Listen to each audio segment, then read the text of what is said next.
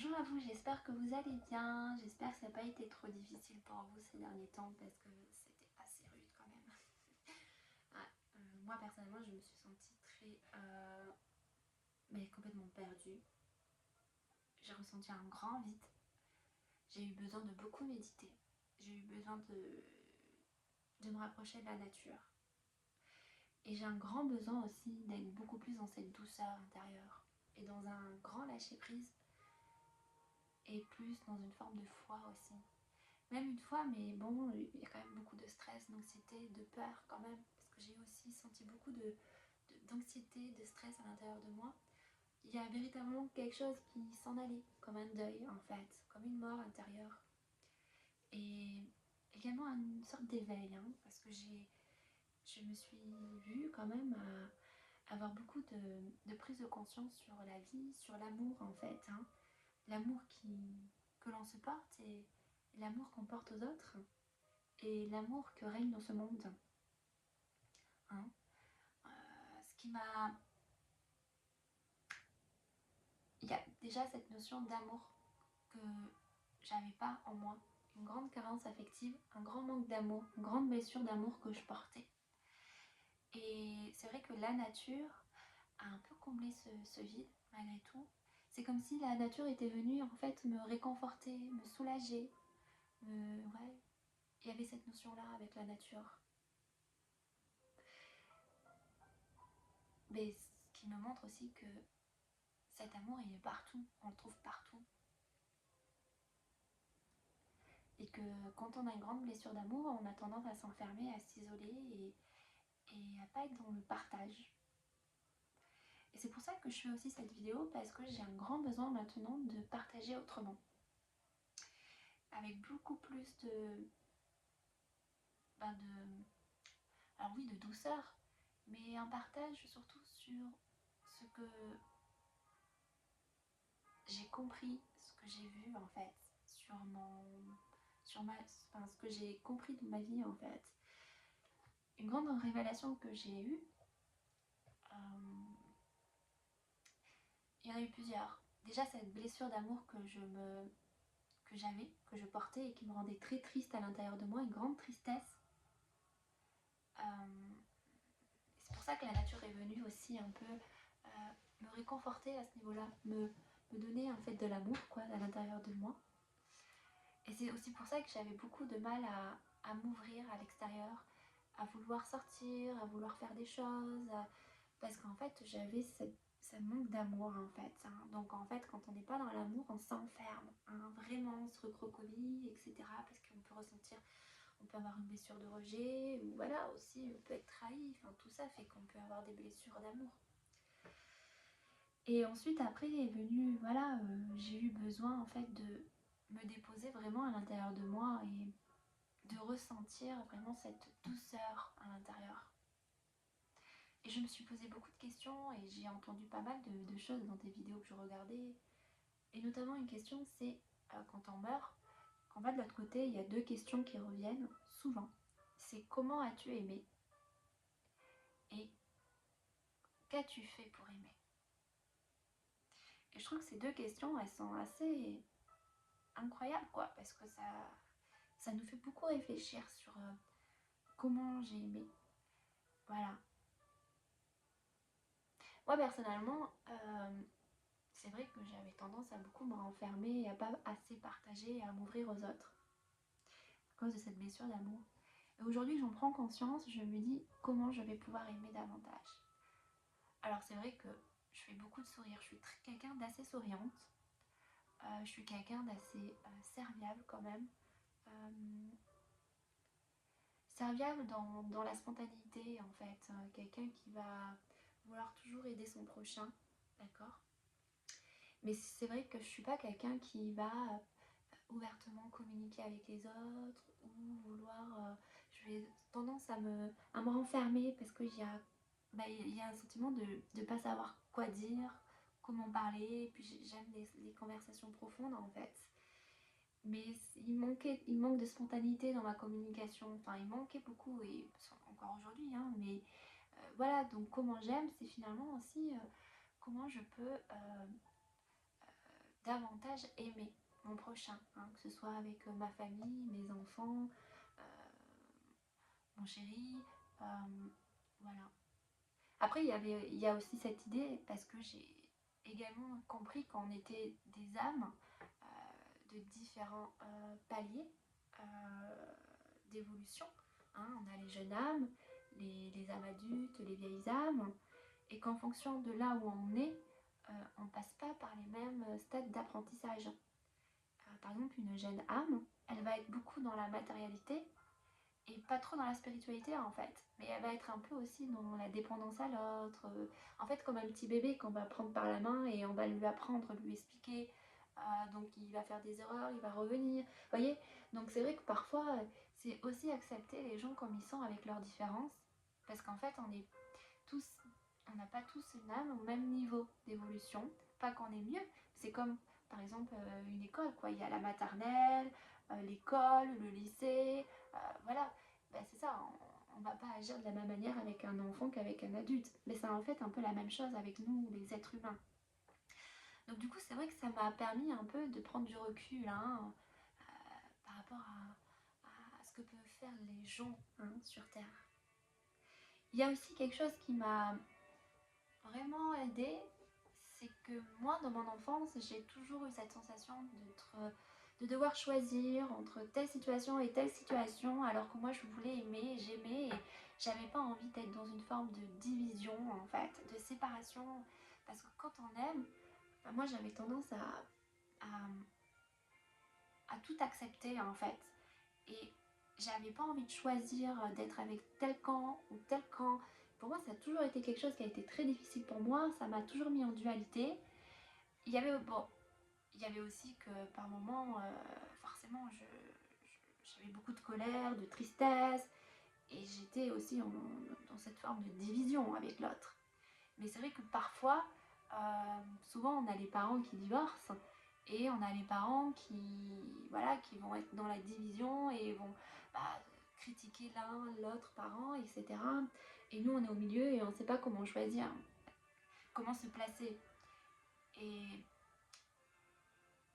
Et c'est dur quoi, parce que finalement, nous, en tant qu'enfants, on regarde ça, et comme on est dans l'amour, on dit mais non, mais en gros, arrête, c'est mon papa, c'est ma maman, pourquoi tu veux que je choisisse? Non, je vous aime comme vous êtes. Et là, c'est là qu'on voit qu'il y a réellement une division, une séparation entre les êtres humains. Alors que l'amour, est censé nous unifier. Et c'est en ça que c'est important aussi de comment as-tu aimé, hein, d'être dans l'amour et d'accepter le chaos, mais de ne pas sortir de cette position en fait, même si avec la colère, la tristesse, mais on peut sortir de ça en fait et devoir être dans une division en fait, déjà avec soi-même et avec les autres. Et comment vas-tu aimer, comment vas-tu faire pour aimer? Et je crois qu'en fait c'est aussi montrer cette vision-là de l'amour, se positionner et transmettre ce qu'on a appris durant notre enfance, parce que toutes les difficultés que l'on vit, elles sont véritablement euh, des, des, des, des passages, des expériences que l'on vit pour avoir des compréhensions en fait de ce qu'est l'amour. Alors parfois c'est des difficultés qui sont horribles, hein, donc des personnes vivent des choses terrifiantes, terribles. On se dit mais pourquoi j'ai vécu ça? Mais oui, c'est vrai que c'est terrible. Et moi j'ai pas vécu des choses, j'ai pas vécu de viol, j'ai pas vécu de maltraitance physique, tout ça. Mais j'ai vécu d'autres formes de, de choses qui ont été assez difficiles pour moi, où j'ai ressenti beaucoup d'injustice, de trahison, et j'en passe. Hein. Je pense qu'on vit tous nos difficultés, mais qu'on les vit parce que on est amené à comprendre pas mal de choses, et un jour arrive où on prend conscience de pourquoi on vit toutes ces difficultés. Et que là, notre devoir va être finalement de se positionner dans l'amour pour transmettre tout ce qu'on a appris, pour un peu faire sa part dans ce monde, sa part d'amour dans ce monde. Hein. Ça, c'est important. il n'y a pas de petite ou de grande mission, il y a juste à faire sa part du marché, quoi. Hein. Voilà, c'est aussi pour ça qu'il y a des éveils. Hein. Je pense qu'il y a plusieurs éveils, hein. Forcément il y en a plusieurs.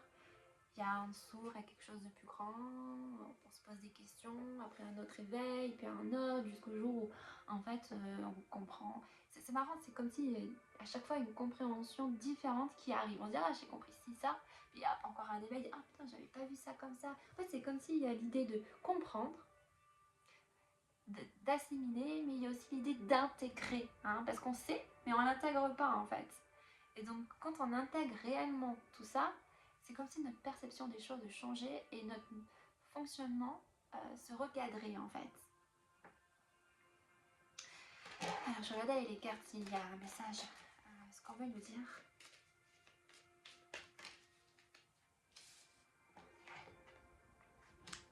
On parle de rapidité, d'obstacles écartés.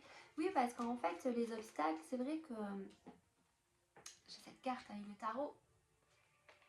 C'est vrai que quand on a cet éveil, on se dit tous les obstacles, toutes les difficultés que j'ai vues, on les voit comme un problème. Hein. Et que là, et vous, je pense que c'est votre cas, on se dit, ah oui, en fait, c'était pas des problèmes. C'était voulu, c'était choisi avant ma incarnation, parce qu'en fait, j'allais apprendre. C'est un apprentissage pour être dans l'amour, pour avoir une compréhension différente, une compréhension, je sais pas si c'est le mot spirituel, mais avoir une compréhension plus grande, une compréhension plus empreinte d'amour en fait et de lumière, hein, c'est ça. Donc en gros c'est vrai qu'on le voit plus comme un problème, mais comme une idée que c'était, comme l'idée d'une, j'ai pas envie de dire un cadeau ou une bénédiction, mais comme un passage obligatoire pour nous amener vers une plus grande, une transformation intérieure, plus empreinte plus d'amour et de lumière.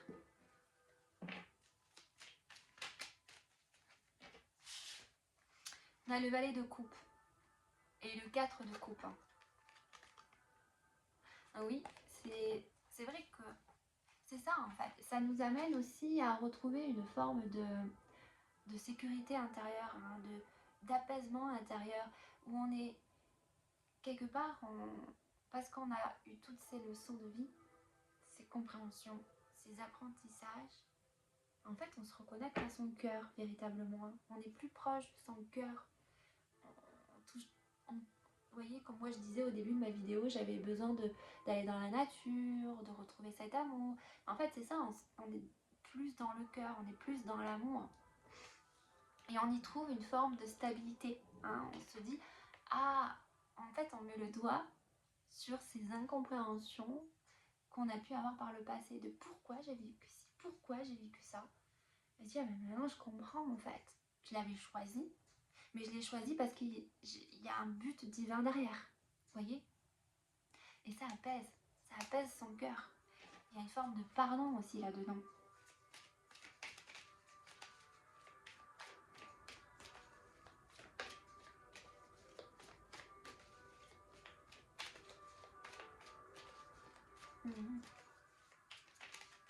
Est-ce qu'il y a un autre message?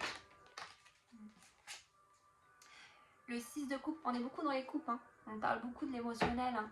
Il y a quelque chose ici ouais, il y a une forme de joie. Hein. On voit bien là le petit garçon qui offre.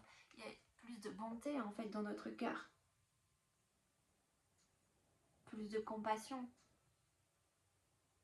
On va davantage tendre la main à l'autre. Il y a l'idée d'être plus dans le partage aussi, comme je vous expliquais avec cette carte.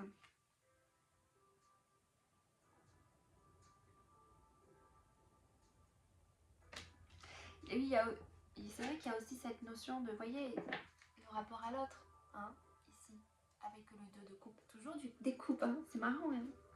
Beaucoup les coupes, hein. On est vraiment dans le cœur, là, dans l'émotionnel, mais je n'ai même pas envie de dire l'émotionnel, pour moi c'est vraiment le cœur, là, on nous parle vraiment de notre cœur. Et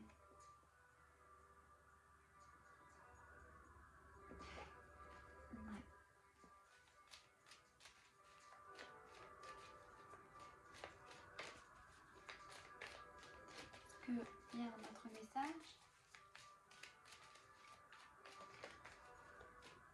Mais c'est vrai que voilà, vous allez sans doute être amené à vouloir faire les choses autrement, à prendre votre place, parce que c'est vraiment ce qu'on est amené à faire. Donc je ne sais pas combien de temps ça va prendre pour que les choses se mettent en place.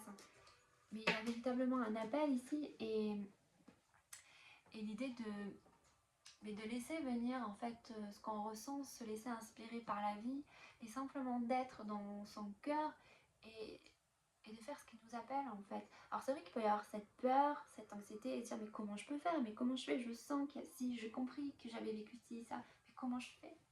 Ça c'est la grande question, mais comment je fais? Ah, ça c'est la grande question. C'est pour ça qu'on peut avoir encore ce vide là à l'intérieur de nous, cet ennui qu'on ressent. Alors parfois il y a juste rien à faire et à écouter ce vide. Mais à un moment donné vous allez sentir, vous allez avoir un sentiment intérieur qui dit ah, j'ai envie de faire quelque chose. Et là c'est là où il va falloir écouter ce truc, qu'est-ce que j'ai envie de faire là? En fait, il y a un vide, mais c'est j'ai envie de faire un truc, mais je sais pas quoi. Et donc en fait, c'est là on se reconnecte à notre être intérieur, à notre cœur, et dire mais ok, je vais faire ça, je vais faire comme ci. En fait, je pense qu'il faut pas trop mentaliser, pas trop se poser de questions, et faire comme vous ressentez les choses. Parce qu'on va être beaucoup dans le mental encore, énormément dans le mental. Là, on a le 4 de... Enfin, pardon, on a l'empereur et le roi des épées. C'est l'empereur et le roi des épées. Donc là, c'est vrai qu'il y a ici une idée d'asseoir sa position. C'est vraiment ça, comme je disais. Et de dire sa vérité. Mais dire sa vérité, c'est simplement se laisser être à la vie. De ne pas avoir peur de se sentir jugé. En fait, en gros, il y a l'idée que forcément, on va pas plaire à tout le monde. Forcément, c'est même pas ça, c'est même l'idée de ok, tant pis, je m'en fiche, ce que je fais ça sert à rien, ou que c'est petit, ou ci, ou là. Je fais parce que j'ai envie de le faire, parce que comment j'aime et comment je fais pour aimer. C'est vraiment ça en fait. Comment je fais pour aimer. Voilà, et je fais ma part du marché. C'est tout simplement ça. Alors je vais prendre notre carte. Non, pas celui-là. Il est où? Il est...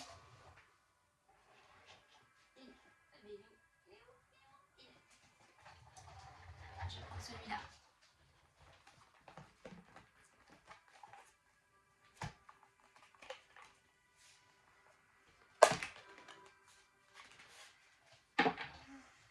Alors, qu'est-ce que c'est?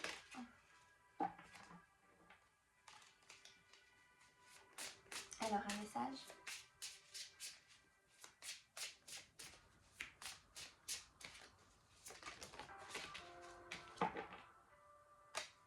Alors. En tout cas, c'est vrai qu'on va se sentir beaucoup plus connecté avec la nature. Hein. Il y a comme s'il y avait quelque chose de différent qui prenait place. Comme si on rentrait dans une nouvelle ère. Moi, il y a quelque chose qui est vraiment différent. Moi, je me sens comme ça, vraiment. Je me sens différente. Je me sens plus... Alors, c'est vrai que toujours, je me dis, mais comment je vais faire? Qu'est-ce qui va advenir de demain? Enfin, comment ça va être demain? Parce qu'on ressent cet appel. Mais c'est vrai que on se dit, mais il faut bien payer les factures, il faut faire ci, il faut faire ça. Donc après, je pense qu'il faut aussi faire ce qui est juste pour soi, mais de pas trop se poser trop de questions.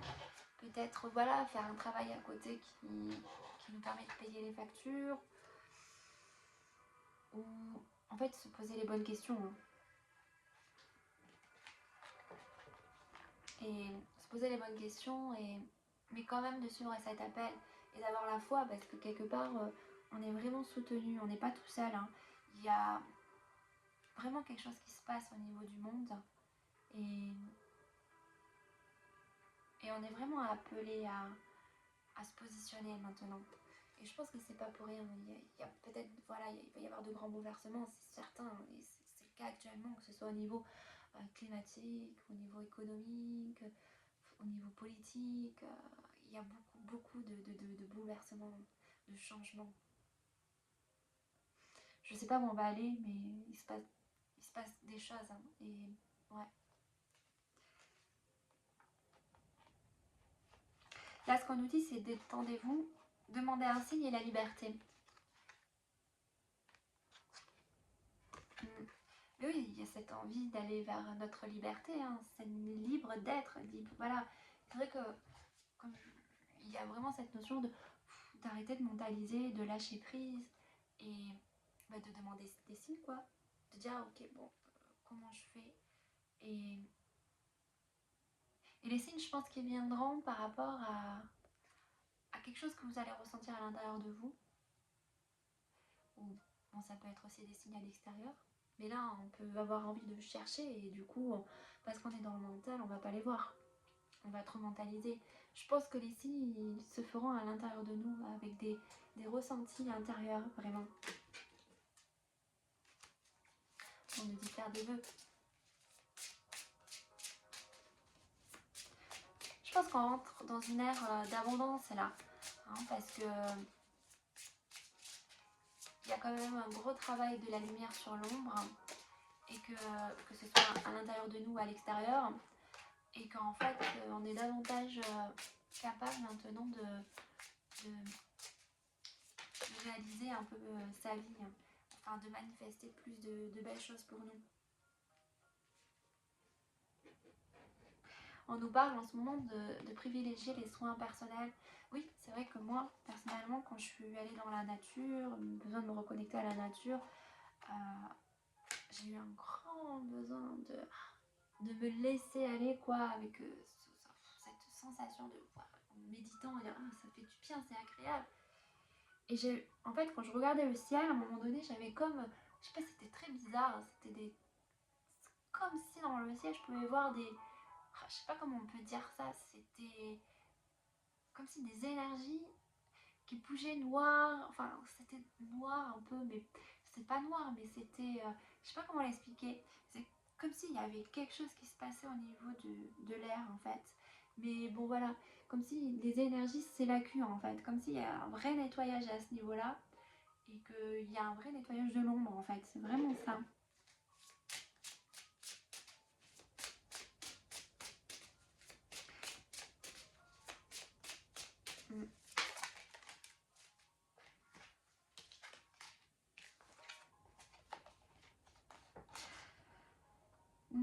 Des anges vous entourent, croyez au miracle et embrassez la nouveauté.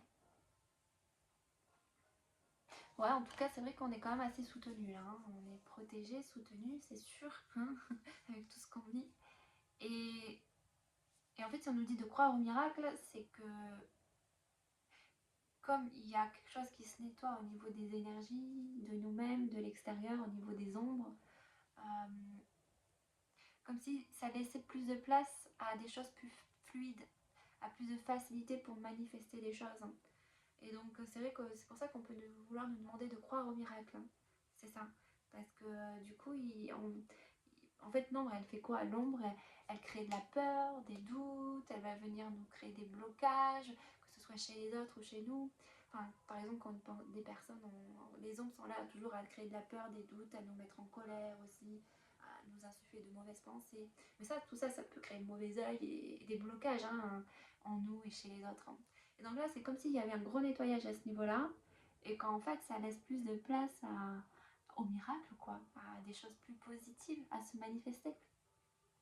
Et c'est pour ça qu'on nous dit embrasser la nouveauté, voilà. Parce que du coup, on va créer une réalité beaucoup plus belle, plus harmonieuse, même s'il y a à côté le chaos, forcément.